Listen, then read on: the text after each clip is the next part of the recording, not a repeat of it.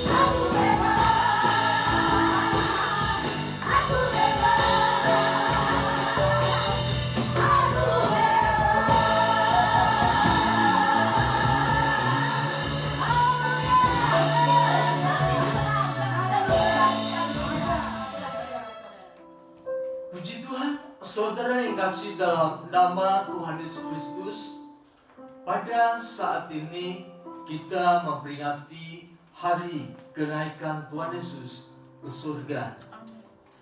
Beberapa waktu yang lalu kita memperingati hari kelahirannya, kemudian kematian dan kebangkitan Yesus. Ini adalah momen bersejarah yang menentukan arah kehidupan kekristenan bahwa mereka mempunyai Allah yang hidup. Mereka memiliki Allah yang berkuasa di bumi dan di surga. Kita akan perhatikan peristiwa ketika Yesus terangkat ke surga. Kita buka dalam kitab Kisah Para Rasul pasal pertama ayat yang ke-6 sampai dengan yang ke-8.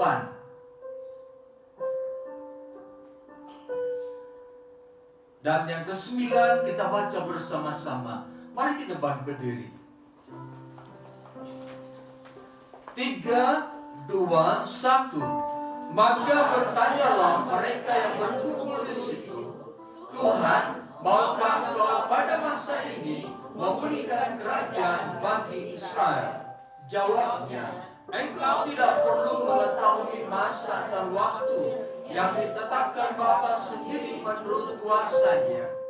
Tetapi kamu akan menerima kuasa kalau Roh Kudus turun ke atas kamu, dan kamu akan menjadi saksiku di Yerusalem dan di seluruh Yudea dan Samaria sampai ke ujung bumi. Sesudah ia mengatakan demikian, terangkatlah ia disaksikan oleh mereka, dan awan menutupnya dari pandangan mereka. Kita ulangi satu kali lagi. Sesudah ia mengatakan demikian, terangkatlah ia disaksikan oleh mereka, dan awan bentuknya dari pandangan mereka. Puji Tuhan, silakan duduk. Saudara dikasih dalam nama Tuhan Yesus Kristus, di sini ada pertanyaan dari murid-murid Yesus sebelum Yesus terangkat ke surga. Tetapi pertanyaan itu adalah pertanyaan yang tidak Yesus jawab, melainkan Yesus mengemukakan pernyataan yang harus diikuti oleh setiap murid-muridnya. Kadang-kadang dalam kehidupan kita lebih bertanya tentang sesuatu kepada Tuhan. Tetapi yang seharusnya kita menginginkan firman itu daripada pertanyaan yang kita ajukan. Dalam pengertian, porsi kehendak Tuhan dalam kehidupan kita harus menguasai kehidupan kita daripada pertanyaan kita yang kita ajukan kepada Tuhan. Dengan kata lain, kita harus menjadikan Yesus sebagai pokok pusat seluruh kehidupan kita, bukan bagaimana kita menanyakan sesuatu kepada Tuhan. Kita perhatikan ayat yang ke-9. Sesudah ia mengatakan demikian, terangkatlah ia disaksikan oleh mereka, dan awan bentuknya dari pandangan mereka. Saudara, ini adalah peristiwa kenaikan Yesus ke surga. Kenaikan Yesus ke surga membuktikan bahwa Yesus adalah Tuhan. Tidak pernah dan tidak akan ada seorang manusia yang bisa naik ke surga. Dan tidak akan pernah ada selama dunia belum hancur, tidak akan ada yang naik ke surga. Hanya Yesus yang naik ke surga dan disaksikan oleh murid-muridnya. Benar, Yesus adalah Tuhan. Kita perhatikan dalam Kolose pasal 1. Kolose pasal 1 ayat 15 sampai dengan 19. Demikian dikatakan firman Tuhan, karena seluruh kepenuhan Allah berkenan diam di dalam Dia, dan oleh Dialah Ia memperdamaikan segala sesuatu dalam dirinya, baik yang ada di bumi maupun yang ada di surga. Sesudah Ia mengadakan perdamaian oleh darah salib Kristus. Nah, saudara yang kasih dalam nama Yesus Kristus, Rasul Paulus mengatakan dalam ayat yang ke-19, nanti kita baca ayat yang ke-15, di sana dikatakan bahwa seluruh kepenuhan kealahan ada di dalam diri Yesus Kristus. Jadi tidak satu pribadi pun di dalam dunia yang memiliki kepenuhan kealahan. Tidak ada seorang pun di dunia ini yang bisa berkata, "Aku adalah Tuhan," selain Yesus Kristus yang ada di dunia ini. Jadi firman Allah mengajar kepada kita, hanya Yesus, Dia adalah Allah yang sesungguhnya. Tidak ada yang lain. Allah berfirman kepada Musa, "Sembahlah Dia, Allah yang esa. Sembahlah Dia, Allah yang hidup." Nah, saudara yang kasih dalam nama Tuhan Yesus Kristus, di dalam diri Yesus Kristus ada kepenuhan kealahan. Dengan demikian dapat kita katakan Yesus adalah Allah 100%. Dan kealahannya ada di dalam diri Dia. Dia melakukan mujizat, Dia melakukan perkara besar, Dia melakukan perkara-perkara yang tidak mungkin bagi manusia, tetapi dilakukan oleh Yesus. Tidak ada sampai saat ini manusia bisa melakukan mujizat, bisa melakukan perkara-perkara yang besar dan ajaib. Hanya Yesus yang bisa melakukannya. Karena apa? Dia adalah Tuhan. Memang Dia adalah Tuhan dan memberi kuasa itu kepada murid-muridnya untuk mengusir setan, menyembuhkan mereka yang sakit, melakukan mujizat. Sebab Yesus berkata, "Kepadaku telah diberikan segala kuasa di bumi dan di surga." Kuasa di bumi itu juga diberikan kepada pengikut-pengikutnya, sehingga para pengikutnya bisa melakukan mujizat. Kita perhatikan ayat yang ke-15. Kolose pasal 1 ayat 15. Ia adalah gambar Allah yang tidak kelihatan, yang sulung, lebih utama dari segala yang diciptakan. Karena di dalam Dialah telah diciptakan segala sesuatu yang ada di surga dan yang ada di bumi, yang kelihatan dan yang tidak kelihatan, baik singgasana maupun kerajaan, baik pemerintah maupun penguasa. Segala sesuatu diciptakan oleh Dia dan untuk Dia. Ia ada terlebih dahulu dari segala sesuatu, dan segala sesuatu ada di dalam Dia. Ialah kepala tubuh, yaitu jemaat. Ialah yang sulung, yang pertama bangkit dari antara orang mati, sehingga Ia lebih utama dalam segala sesuatu. Yesus dikatakan oleh Rasul Paulus bahwa Dia adalah pencipta langit dan bumi. Di dalam Dia diciptakan segala sesuatu. Kalau Yesus bukan Tuhan, tidak mungkin Dia dapat menciptakan segala sesuatu. Di dalam Kejadian pasal 1 di sana dikatakan, "Marilah kita menciptakan bumi dan segala isinya. Marilah kita menciptakan manusia segambar dan serupa dengan kita." Jadi Yesus yang naik ke surga, Dia adalah yang benar-benar Tuhan. Dia adalah Tuhan yang sesungguhnya, yang diajarkan oleh Allah itu sendiri.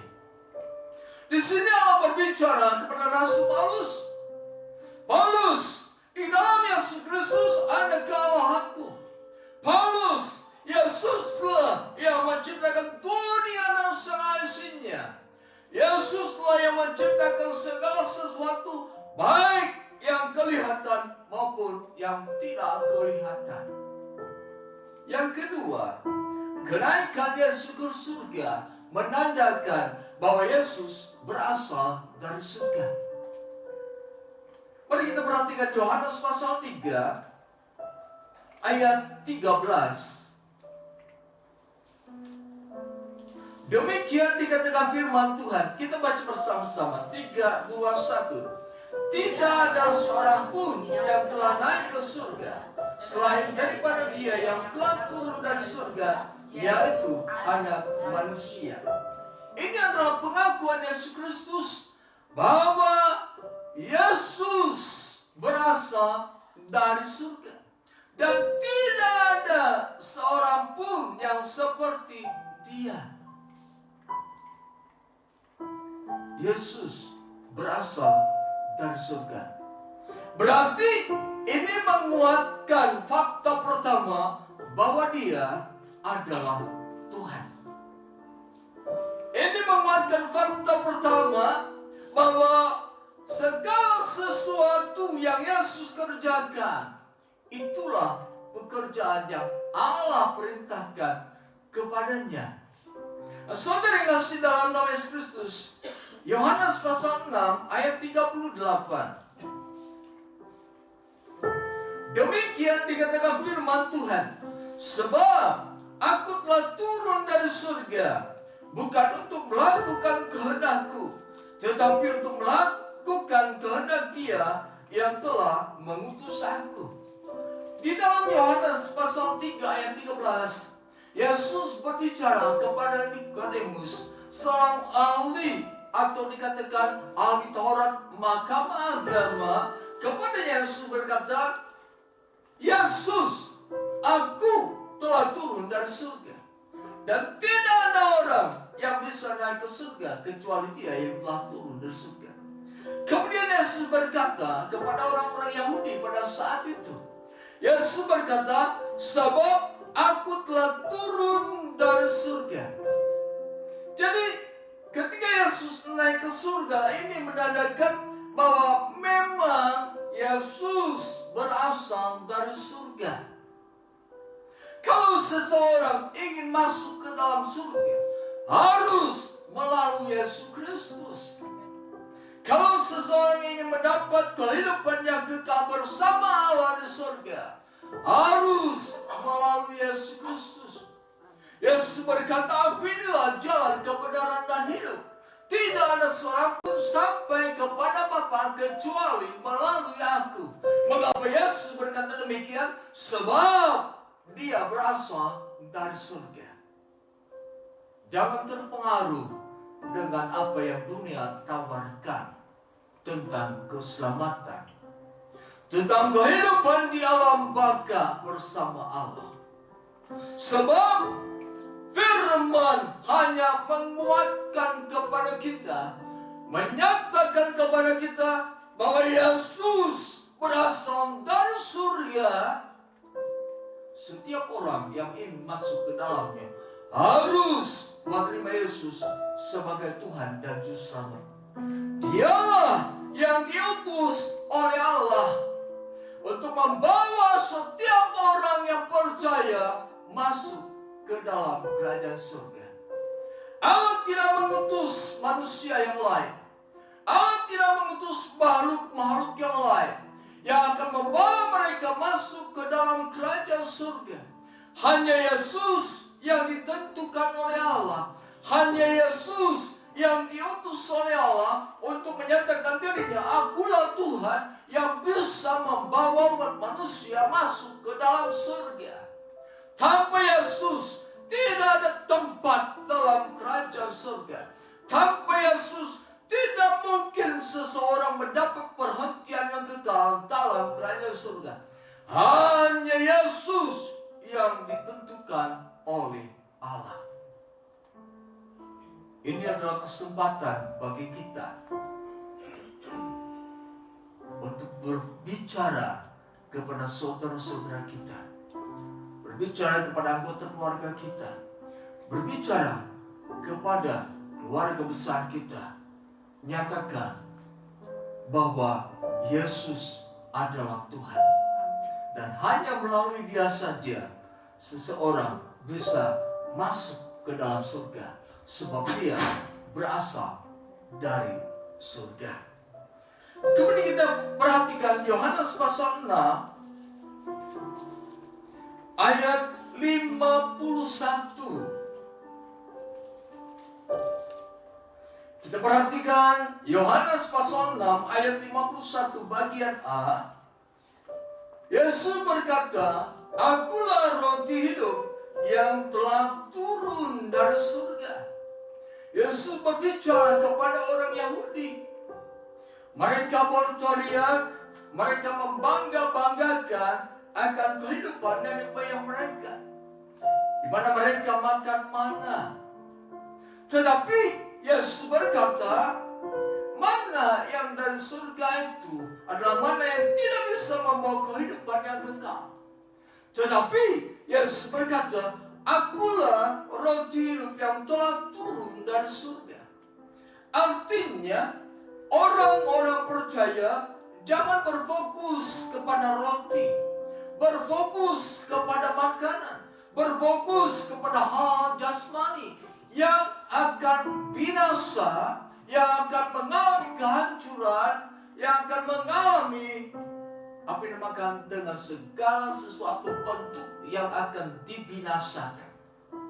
Tetapi orang percaya harusnya berfokus kepada Yesus. Jangan mencari roti untuk datang kepada Yesus. Jangan untuk mencari berkat datang kepada Yesus. Jangan datang kepada Yesus hanya untuk mengumpulkan materi jasmani dalam seluruh aspek kehidupan kita. Jangan datang kepada Yesus untuk memenuhi perabotan rumah tangga kita. Jangan datang kepada Yesus untuk mendapatkan sekedar uang untuk biaya kehidupan. Jangan datang kepada Yesus hanya untuk supaya kita memperoleh berkat dan berkelimpahan. Datanglah kepada Yesus karena Dia adalah Tuhan dalam kehidupan kita. Datanglah kepada Yesus dengan tujuan yang benar. Berfokus kepada Tuhan, sebab memang Dia adalah Allah yang harus kita sembah. Dia dari surga, Dia yang datang dari surga, itulah yang harus kita sembah. Jangan menyembah yang lain. Sembahlah Yesus, sebab Dia ditentukan oleh Allah sebagai pribadi yang harus kita sembah. Ketika murid-murid Yesus mendengar pernyataan Yesus, lalu banyak orang menjadi marah. Mereka berkata, perkataan ini keras. Lalu di dalam Yohanes pasal 66, Yohanes 6 ayat 66, mulai dari waktu itu banyak murid-murid yang mengundurkan diri dan tidak lagi mengikuti Dia. Artinya, setiap orang yang mencari roti, tujuan mencari roti datang kepada Yesus, akhirnya mereka akan mengundurkan diri dan tidak lagi mengikut Dia. Bagaimana saja berkata, aku mengenal Yesus, aku percaya kepada Yesus, tetapi mengapa aku penuh dengan penderitaan? Aku penuh mengalami kesengsaraan. Aku mengalami kesusahan terus-menerus. Saudara, ketika kita berfokus kepada hal-hal lahiriah, kepada hal yang fana, kepada hal yang akan binasa, kita akan terseret ke dalamnya. Tetapi ketika kita berfokus kepada Yesus yang berasal dari surga, Dia tidak akan mengecewakan kita. Dia tahu apa yang harus Dia lakukan untuk memelihara setiap orang yang percaya kepadanya. Yesus berasal dari surga. Dia berkata, akulah roti yang hidup yang turun dari surga. Yesus berasal dari surga karena Yesus pun mengatakan, aku diutus oleh Allah. Tidak ada pribadi di dalam dunia ini yang kepadanya Allah berkata, aku mengutus engkau. Tidak ada sosok manusia di dalam dunia ini yang kepadanya Allah berkata, aku mengutus engkau untuk menyelamatkan manusia. Hanya Yesus yang diutus oleh Allah, dan hanya Yesus yang bisa menyelamatkan manusia, sebab Dia berasal dari surga. Saudara yang kasih dalam nama Yesus Kristus, kalau Yesus adalah utusan Allah, berarti Dia harus mengerjakan pekerjaan-pekerjaan yang diberikan oleh Allah. Kalau Yesus berasal dari Allah, Yesus diutus oleh Allah, berarti Dia harus mengatakan apa yang dari Allah. Yesus berkata, aku diutus oleh Bapakku untuk mengerjakan pekerjaan-pekerjaan yang Dia berikan kepadaku.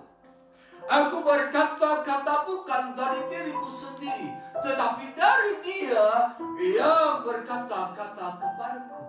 Seorang utusan Allah tidak melakukan dosa. Seorang utusan Allah tidak melakukan perkara-perkara duniawi.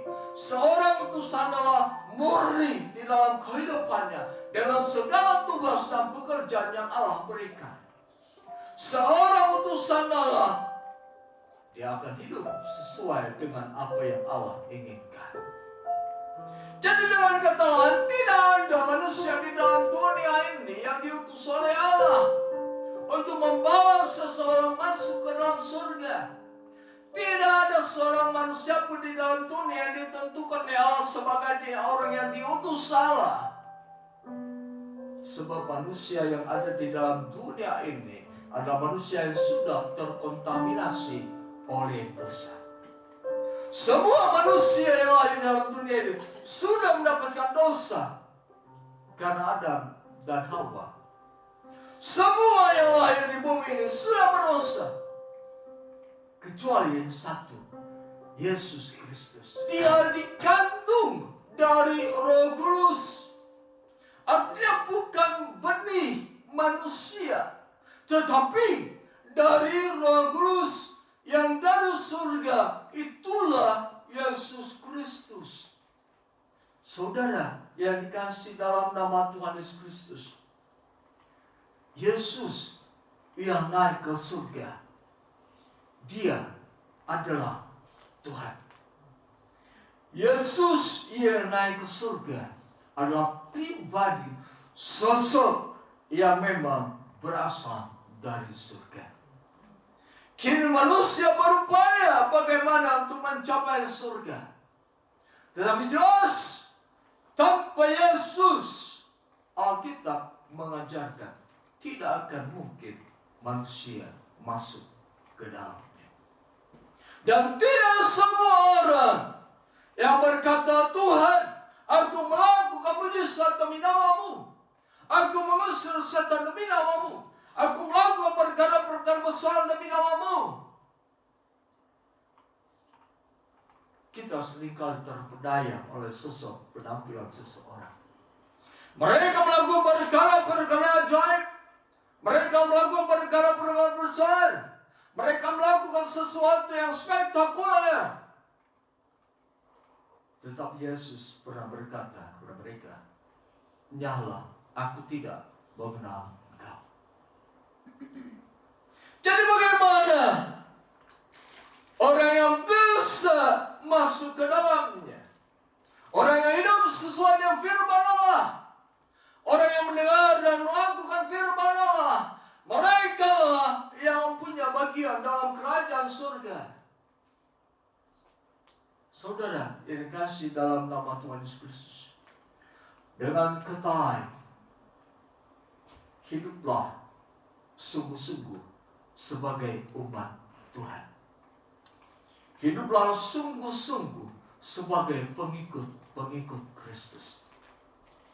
Seringkali kita berkata, saya adalah pengikut Kristus. Tetapi dalam praktek kenyataan hidup sehari-hari, tidak menjadi pelaku-pelaku firman Tuhan. Tidak melakukan apa yang Tuhan perintahkan. Ada seseorang yang berkata, kalau saudara adalah pengikut Kristus, maka ketika saudara berjalan, saudara harus menjejakkan kaki di telapak kaki Yesus. Artinya tidak ada ruang yang harus saudara langkahi selain langkah Kristus. Tidak ada pijakan kaki, tidak ada perilaku dalam kehidupan ini selain perilaku yang diatur di dalam Alkitab. Itulah pengikut Kristus. Bagaimana mungkin pengikut Kristus pergi ke dukun? Bagaimana mungkin pengikut Kristus melakukan perkara-perkara penyembahan berhala? Bagaimana mungkin pengikut Kristus tidak berlaku sesuai dengan firman Allah?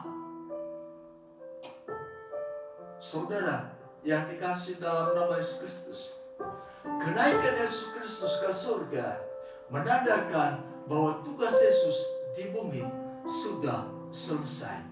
Mari kita perhatikan dalam Ibrani pasal 1 ayat yang ketiga.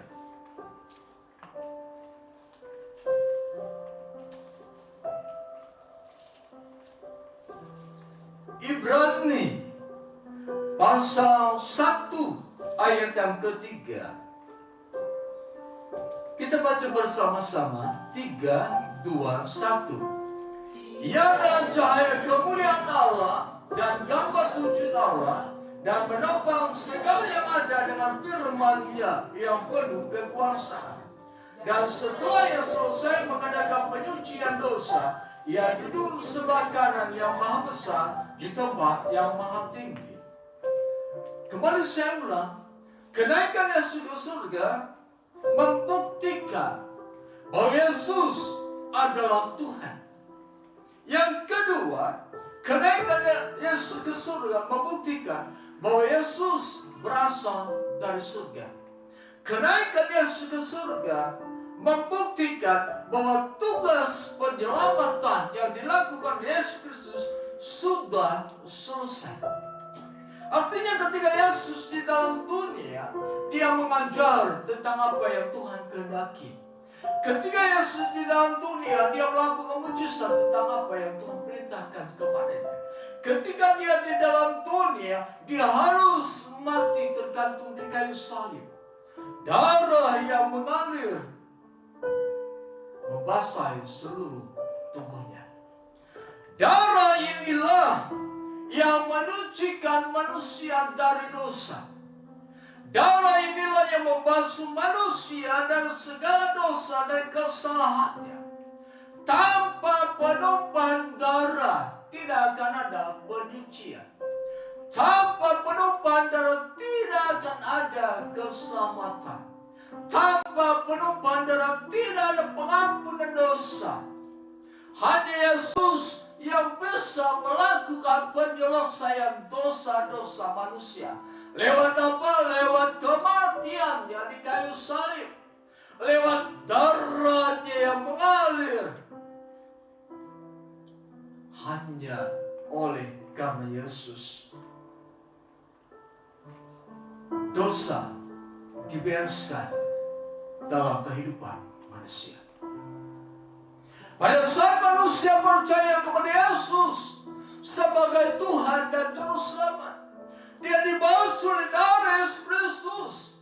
Dia menjadi orang berkenan di hadapan Allah. Dia dikuduskan oleh darah Yesus Kristus. Tanpa darah Yesus Kristus tidak ada pengudusan dalam kehidupan manusia. Siapakah yang bisa datang ke gunung Allah? Siapakah yang bisa menghampiri Allah? Mereka yang bersih tangannya dari darah. Siapakah yang bisa menghampiri Allah? Mereka hidup benar di hadapan Allah. Siapakah yang bisa menghampiri Allah? Mereka yang sudah diampuni dosanya oleh Kristus. Setiap orang percaya dikatakan sebagai anak-anak Allah. Dialah yang bisa menghampiri Allah sebab statusnya sebagai anak-anak Allah. Dia menjadi anak Allah sebab melalui kematian Yesus Kristus.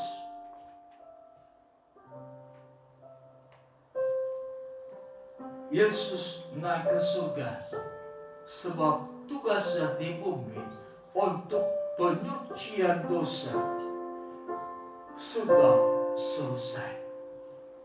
Di dalam Yohanes pasal 19 di sana dikatakan Yesus berbicara sudah selesai. Mari kita perhatikan Yohanes pasal 19.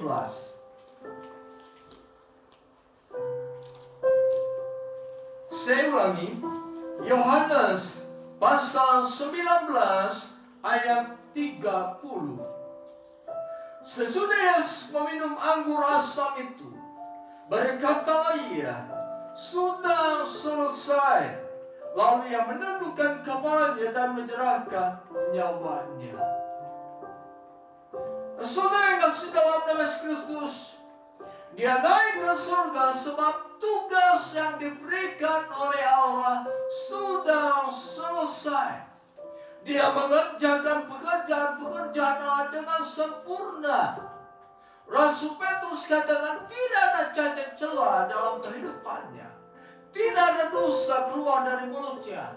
Dia hidup benar sesuai dengan apa yang Allah inginkan. Dia hidup di dalam kekudusan sebab Dia Allah yang Maha Kudus.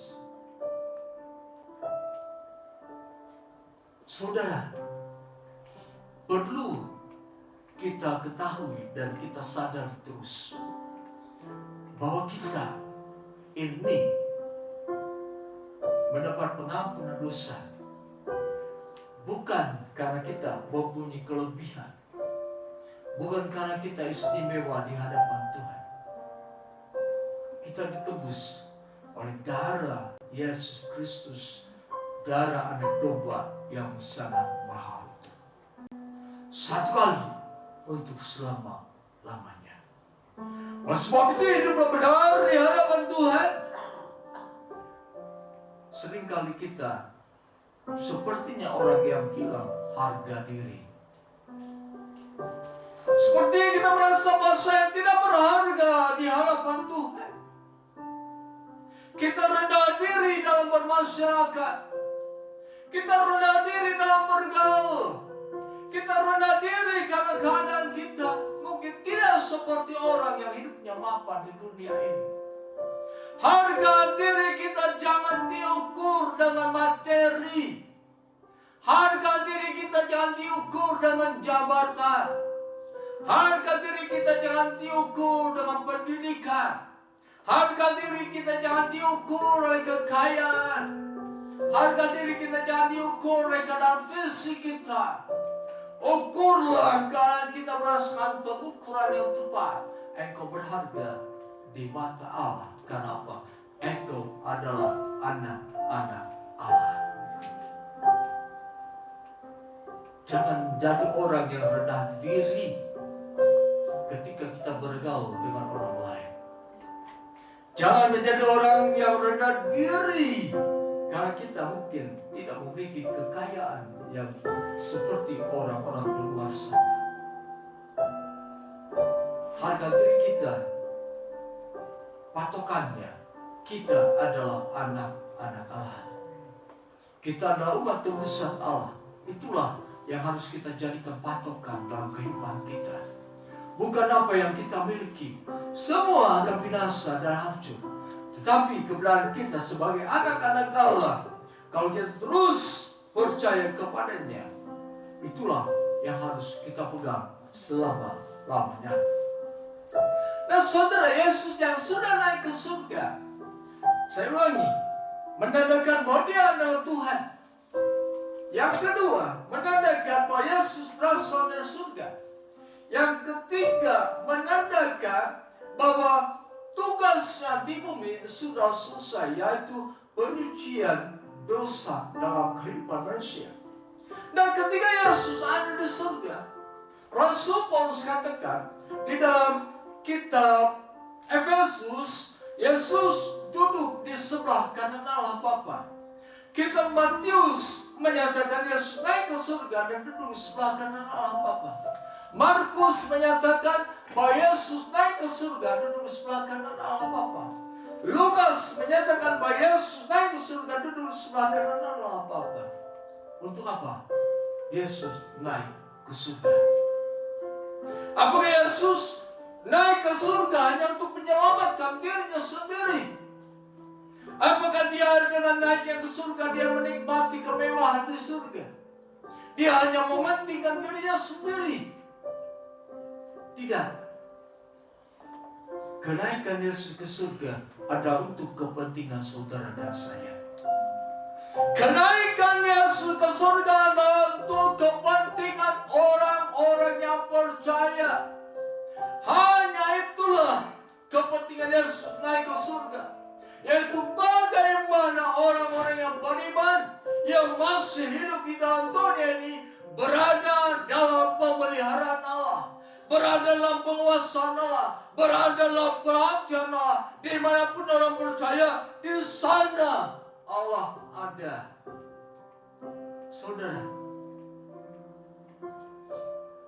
Yesus yang naik ke surga, dia tetap memperhatikan dunia dan segala isinya.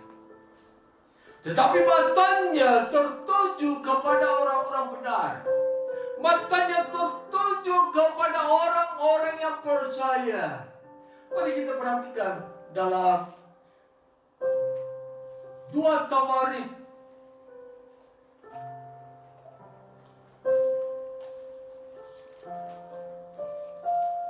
Kitab 2 Tawarik pasal 16.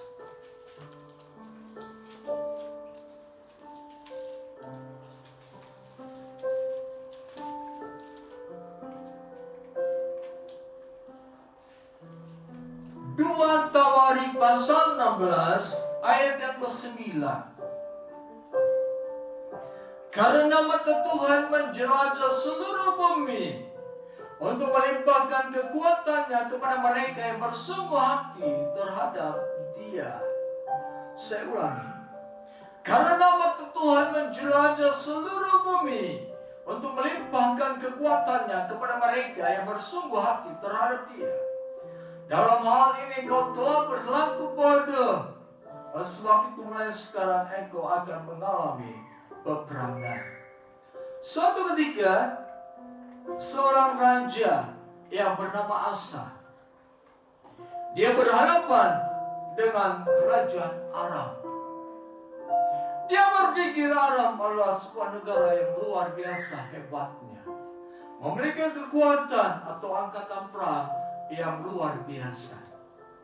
Lalu Asa ingin menyelamatkan dirinya. Dia kerjasama mengadakan perjanjian dengan kerajaan Aram, dengan Raja Aram, supaya Israel tidak dihancurkan. Apa yang dilakukan oleh Asa dengan Raja Aram diketahui oleh Tuhan. Ini adalah bukti Yesus yang ada Tuhan, yang ada di dalam surga, matanya menjelajah ke seluruh bumi untuk melimpahkan kekuatannya kepada umat-umatnya. Oleh sebab itu pada saat kita mengakui akan segala keberadaan kita, kita menjadi orang yang lemah iman dalam kehidupan ini. Kita menjadi orang yang lemah dalam segala perkara. Sadarlah bahwa ada mata Tuhan yang memperhatikan kehidupan kita. Ketika murid-murid Yesus sedang mendayung di dalam kegelapan, mereka berupaya untuk mendayung. Kemudian datang angin saka, datang badai menerpa mereka. Dalam Alkitab dikatakan sekitar jam 2-3 dini hari. Pada saat itu orang tidak ada yang memperhatikan mereka. Yang ada dalam pikiran mereka binasa karena angin yang besar ini. Yang ada dalam pemikiran mereka akan mati pada saat itu. Tetapi di sana mata Tuhan tertuju kepada mereka. Tuhan melihat jerih payah mereka mendayung. Tuhan melihat mereka akan binasa karena ombak yang besar. Di kegelapan jam 2-3 dini hari, Yesus melihat murid-muridnya berkesusahan mendayung perahu. Yesus melihat murid-muridnya bersusah payah untuk menyelamatkan diri mereka. Pada saat itu Yesus berjalan. Yesus menghampiri mereka dan Yesus berkata, "Jangan takut, inilah aku." Lalu mereka menerima Yesus dan Yesus naik ke perahu itu. Yesus mengusir badai, angin besar dan hujan yang akan menenggelamkan perahu mereka. Seketika itu juga jadilah tenang. Jadi Yesus yang naik ke surga adalah Yesus yang memelihara umat-umatnya yang ada di bumi ini. Di bumi ini penuh dengan tangisan. Bumi ini penuh dengan kesusahan, kesengsaraan, penderitaan. Bumi ini mengalami kesesakan. Yesus yang naik ke surga, Dia memperhatikan kehidupan manusia di bumi. Matanya terfokus kepada orang-orang yang benar untuk melimpahkan kekuatan kepadanya. Jadi Yesus yang naik ke surga untuk kepentingan saudara dan saya, supaya saudara saya mampu terus melakukan kehidupan yang Yesus inginkan terjadi di muka bumi ini. Yang kedua, perhatian dari Yesus yang di surga adalah bagaimana supaya orang percaya juga bersama dengan Kristus dalam kerajaan surga. Kita perhatikan dalam Yohanes pasal 14.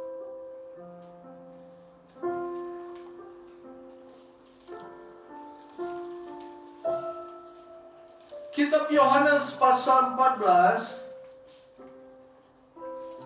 ayat 1 sampai dengan yang ketiga. Janganlah gelisah hatimu, percayalah kepada Allah, percayalah juga kepadaku. Di rumah Bapa-Ku banyak tempat tinggal. Jika tidak demikian, tentu aku mengatakannya kepadamu. Sebab aku pergi ke situ untuk menyediakan tempat bagimu. Dan apabila aku telah pergi ke situ dan telah menyediakan tempat bagimu, aku akan datang kembali dan membawa kamu ke tempatku, supaya di tempat di mana aku berada, kamu pun berada. Yesus yang naik ke surga, tetap Dia memperhatikan kehidupan murid-muridnya. Supaya apa? Murid-muridnya sadar bahwa jika Yesus ada surga, maka murid-muridnya pun pasti suatu ketika bersama dengan Kristus di dalam kerajaan surga. Ini juga yang menjadi doa Yesus kepada Allah. Ya Bapa, aku ingin supaya orang-orang percaya mereka juga bersama dengan kita dalam kerajaan surga. Kita perhatikan Yohanes pasal 17.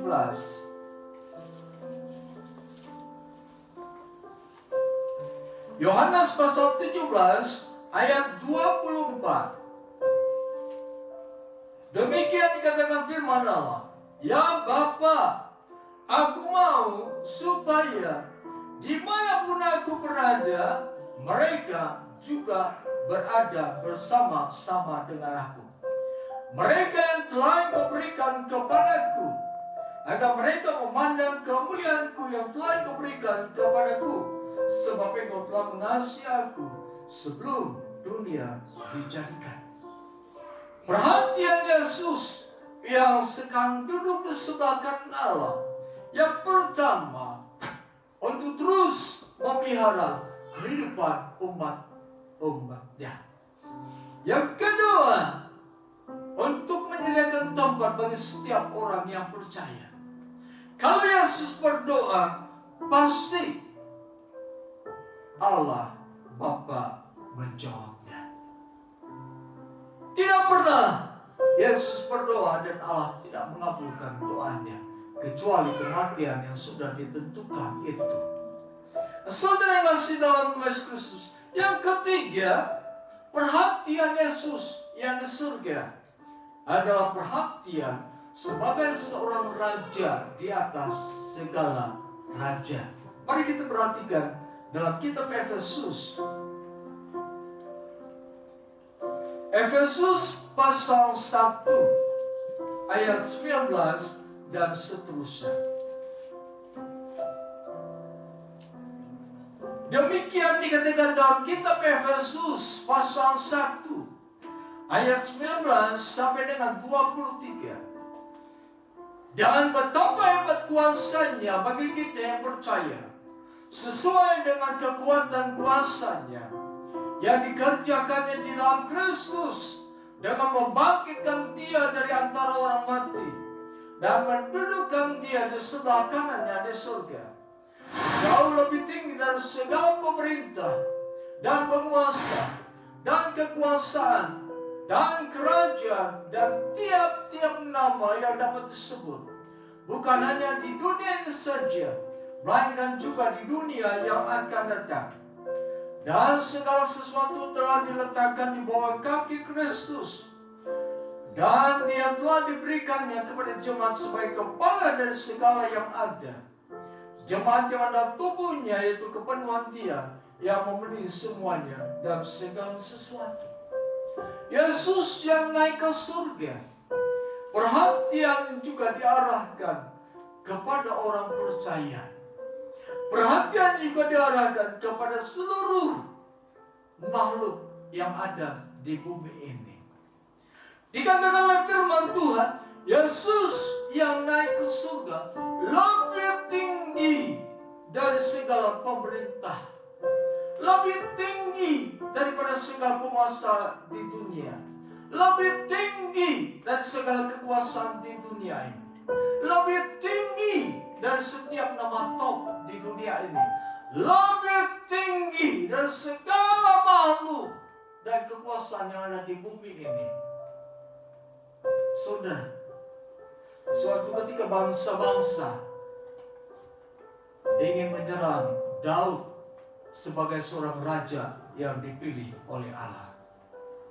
Ketika raja-raja sekitarnya kompromi untuk menyerbu kerajaan yang dipimpin oleh Daud, firman Allah katakan dalam kitab Mazmur pasal 2, di surga Allah menertawakan mereka.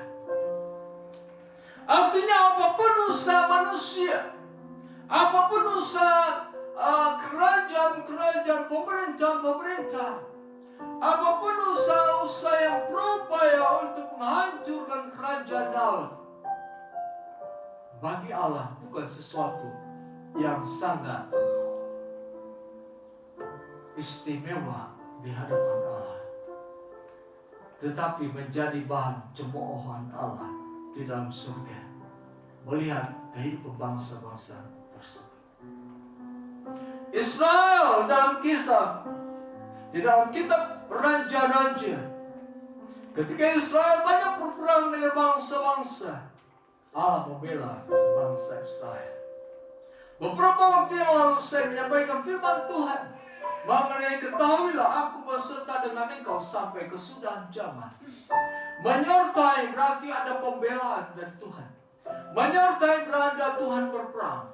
Menyertai berarti Tuhan membantu. Inilah yang terjadi ketika Yesus yang ada di surga, perhatiannya di surga terarah kepada dunia ini untuk apa?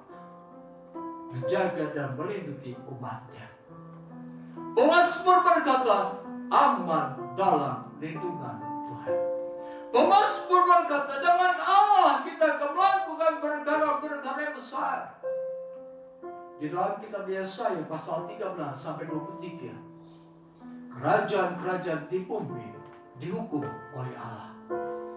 Mereka tidak bisa berbuat apa-apa karena mereka harus tunduk kepada Allah yang menciptakan pemerintahan. Mereka harus tunduk kepada Allah. Apapun kuasa mereka tidak sebanding dengan kekuasaan Allah. Saudara, Yesus naik ke surga. Dari surga dia tetap memperhatikan kehidupan umat-umatnya, supaya umat-umatnya kuat dan teguh. Seperti penulis kitab Ibrani katakan, kuatkan, teguhkan hatimu. Yesus adalah Allah. Dia ada surga bukan untuk kepentingan dirinya sendiri, tetapi untuk kepentingan setiap orang yang percaya. Orang percaya adalah biji mata Allah. Orang percaya adalah orang yang dikasihi oleh Allah. Apapun yang terjadi dalam kehidupan orang percaya, apapun yang terjadi dalam gereja Tuhan, dia berhadapan dengan Tuhan yang adalah kepala gereja. Sebab itu dunia harus menyadari ketika dia berupaya untuk membuat segala keonaran dalam gereja Tuhan, dia berhadapan dengan Tuhan yang adalah kepala gereja. Sekian firman Tuhan. Baiklah, kita pamit berdiri. Kita menyanyikan pujian yang mengatakan bahwa Yesus adalah Tuhan. Haleluya.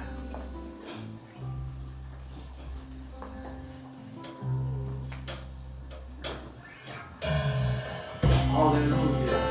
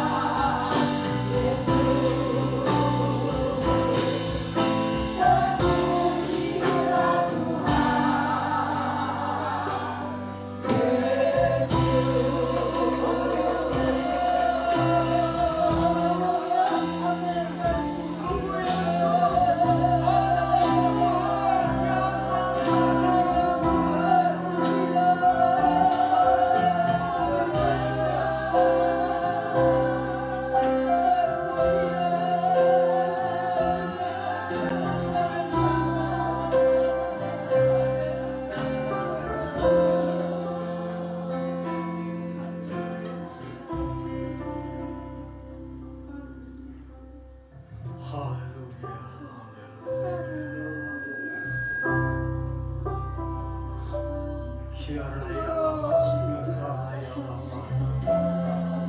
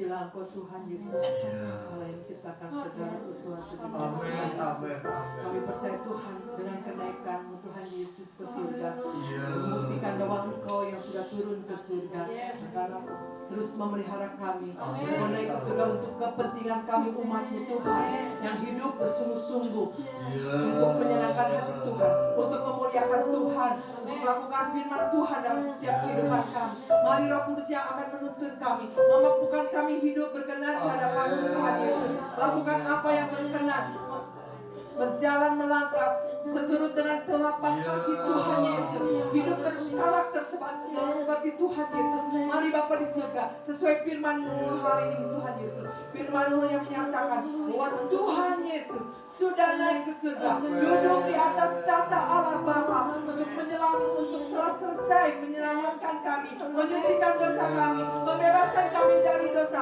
sehingga hidup kami berharga di mata-Mu Tuhan Yesus. Kami menjadi anak-Mu Tuhan, kami menjadi umat tebusan-Mu Bapa. Terima kasih Tuhan Yesus, terima kasih. Segala hormat pujian hanya bagi-Mu Tuhan Yesus. Dalam firman Tuhan yang telah Kau beritakan pada pagi hari ini, terus menjadi kekuatan kepada kami Tuhan Yesus. Kami umat-umat-Mu hidup berkenan, lakukan firman Tuhan seumur hidup kami dalam nama Tuhan Yesus. Saudara yang kasih dalam nama Tuhan Yesus Kristus, terimalah damai sejahtera anugerah berkat Allah, cinta kasih dari Yesus Kristus Putra Allah yang tunggal, penyertaan dan pertolongan dari Allah Roh Kudus, kita terima mulai saat ini sampai kedatangan Yesus Kristus yang kedua kali ke dalam dunia ini. Di dalam nama Tuhan Yesus kami berdoa. Haleluya. Amin.